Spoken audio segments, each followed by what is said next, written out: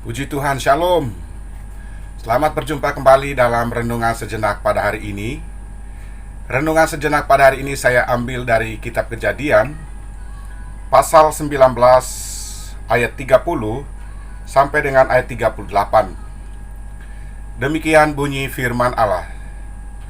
Pergilah Lot dari Zoar, dan ia menetap bersama-sama dengan kedua anaknya perempuan di pegunungan, sebab ia tidak berani tinggal di Zoar. Maka diamlah ia dalam suatu gua beserta kedua anaknya. Kata kakaknya kepada adiknya, "Ayah kita telah tua, dan tidak ada laki-laki di negeri ini yang dapat menghampiri kita, seperti kebiasaan seluruh bumi.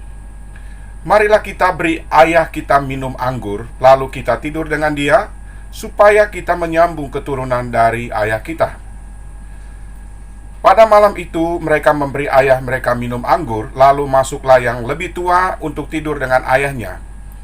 Dan ayahnya tidak mengetahui ketika anaknya itu tidur dan ketika ia bangun. Keesokan harinya berkatalah kakaknya kepada adiknya, "Tadi malam aku telah tidur dengan ayah. Baiklah, malam ini juga kita beri dia minum anggur. Masuklah engkau untuk tidur dengan dia, supaya kita menyambung keturunan dari ayah kita." Demikianlah juga pada malam itu mereka memberi ayah mereka minum anggur, lalu bangunlah yang lebih muda untuk tidur dengan ayahnya, dan ayahnya itu tidak mengetahui ketika anaknya itu tidur dan ketika ia bangun. Lalu mengandunglah kedua anak Lot itu dari ayah mereka. Yang lebih tua melahirkan seorang anak laki-laki dan menamainya Moab. Dialah bapa orang Moab yang sekarang. Yang lebih muda pun melahirkan seorang anak laki-laki dan menamainya Ben-Ami. Dialah bapa Bani Amon yang sekarang. Judul renungan sejenak pada hari ini adalah Tantangan Keluarga Kristen di Akhir Zaman. Pengaruh teladan orang tua dan pengaruh lingkungan di mana kita tinggal sangat mempengaruhi mental dan moralitas kita, moralitas keluarga kita, apalagi anak-anak kita. Karena apa yang kita lihat, apa yang kita dengar saat ini sangat mempengaruhi perjalanan hidup kita ke depan. Kedua putri Lot dibesarkan di lingkungan yang sangat jahat, sehingga moral dan perilaku orang Sodom mempengaruhi moral dan perilaku kedua putri Lot. Ketika Lot dan kedua putrinya selamat dari bencana alam, lalu Lot dan kedua putrinya memilih tinggal di sebuah gua. Suatu hari, kedua putri Lot memberi minuman keras yang memabukkan kepada ayah mereka, yaitu Lot, supaya Lot tidak sadar untuk melakukan hubungan seks atau hubungan inses dengan kedua anaknya perempuan. Hubungan inses tersebut melahirkan dua bangsa, yaitu Moab dan Bani Amon, yang terus-menerus menjadi musuh bebuyutan bagi bangsa Israel. Ada tiga hal yang mempengaruhi moral dan perilaku keluarga Kristen ataupun keluarga pada umumnya. Yang pertama, pengaruh teladan dari orang tua. Cara orang tua bersikap, berbicara, bertindak dalam kehidupan sehari-hari, baik terhadap suami atau terhadap istri, maupun terhadap anak-anak, atau terhadap orang lain, sangat berpengaruh terhadap pertumbuhan dan perkembangan, bahkan terhadap masa depan anak-anak kita. Pada waktu orang-orang Sodom hendak berbuat jahat terhadap tamu-tamunya, yaitu dua orang malaikat, Lot sempat menawarkan agar kedua anak perempuannya diserahkan kepada orang-orang yang datang mengepung rumah Lot pada waktu itu, supaya diperkosa atau diperlakukan seperti apa maunya orang-orang yang datang mengepung rumah Lot pada waktu itu.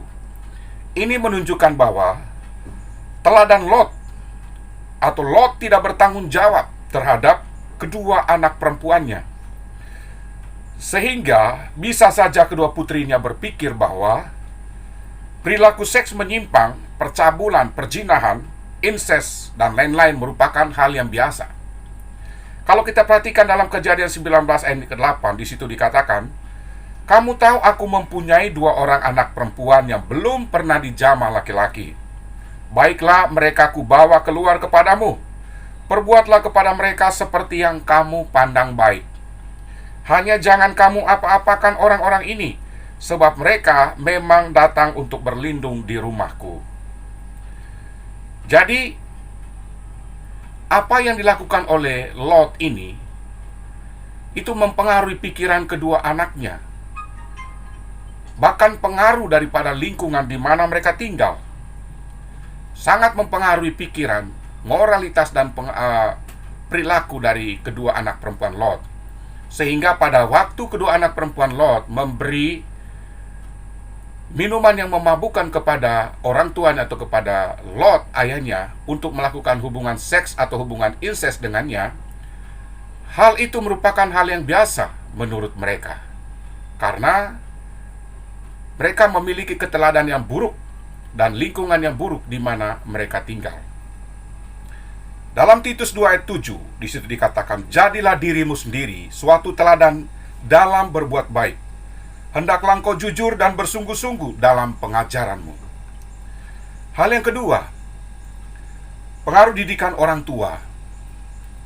Didikan orang tua terhadap anak-anak untuk melakukan hal yang baik dan yang benar, atau melakukan hal yang jahat atau buruk, sangat mempengaruhi pertumbuhan, perkembangan, serta masa depan anak-anak kita. Ada banyak orang tua yang mengajarkan anak-anaknya untuk berbohong, hanya untuk menyelamatkan diri orang tuanya, atau berbohong yang sifatnya sekedar gurauan belaka. Namun kebiasaan tersebut, sadar atau tidak sadar, itu sangat mempengaruhi karakter atau gaya hidup anak-anaknya. Sehingga suatu saat ia akan bertumbuh sebagai anak pembohong terhadap orang lain, bahkan terhadap orang tuanya sendiri. Amsal 29 ayat 17 di situ dikatakan, "Didiklah anakmu, maka ia akan memberikan ketentraman kepadamu dan mendatangkan sukacita kepadamu."